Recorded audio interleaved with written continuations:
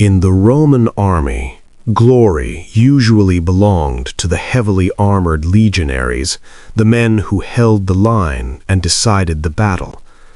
But before shields collided and swords met flesh, another group stepped forward. They were lightly equipped, poorly protected, and often forgotten. Yet they were always the first to face death. These men were the Velites. The Velites emerged during a period when Rome was learning painful lessons on the battlefield. In the early Republic, Rome still fought in rigid formations inspired by Greek-style phalanxes. This system worked on open ground, but it failed miserably against enemies who fought differently. Rome's crushing defeat by the Gauls in 390 BCE, followed by difficult wars against cities like Veii, exposed a dangerous weakness. The Roman army was too stiff, too slow, and too predictable. Out of this crisis came reform. Under leaders like Marcus Furius Camillus, Rome abandoned the old phalanx and reshaped the legion into a flexible force built around multiple battle lines.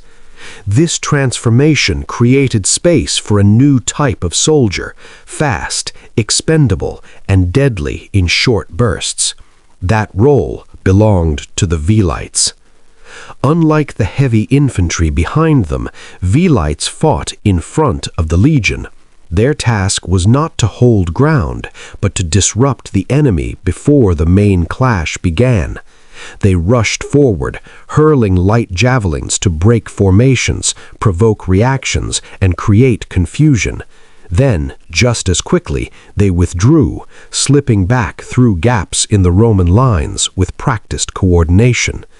What looked chaotic to the enemy was in reality carefully controlled. Their equipment reflected both their purpose and their social status. Velites were recruited from the youngest and poorest citizens, men who could not afford full armor. They carried small round shields, simple helmets, sometimes marked with animal skins for identification, and bundles of light javelins designed for speed rather than brute force. Mobility was their greatest weapon.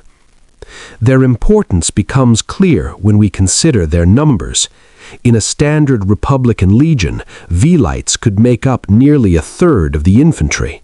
Rome did not see them as expendable rabble, but as a crucial tactical layer, one that softened the enemy so the heavy troops could strike with maximum effect. During conflicts like the Second Punic War, their flexibility proved invaluable against adaptable enemies such as Hannibal. Yet their story ends as Rome itself changed. Around 107 BCE, the Marian reforms reshaped the army into a fully professional force. The state now equipped every soldier equally, erasing class-based roles within the legion. With standardized equipment and training, the Velites no longer fit the system. Their duties passed to auxiliary troops recruited from Rome's allies. They vanished from the order of battle, but not from history. The Velites remind us that Rome's victories were not built by strength alone, but by adaptation, sacrifice, and soldiers willing to stand in the most dangerous place of all, the front. If you enjoyed this story, don't forget to like the video, subscribe to Chronolith History, and share your thoughts in the comments.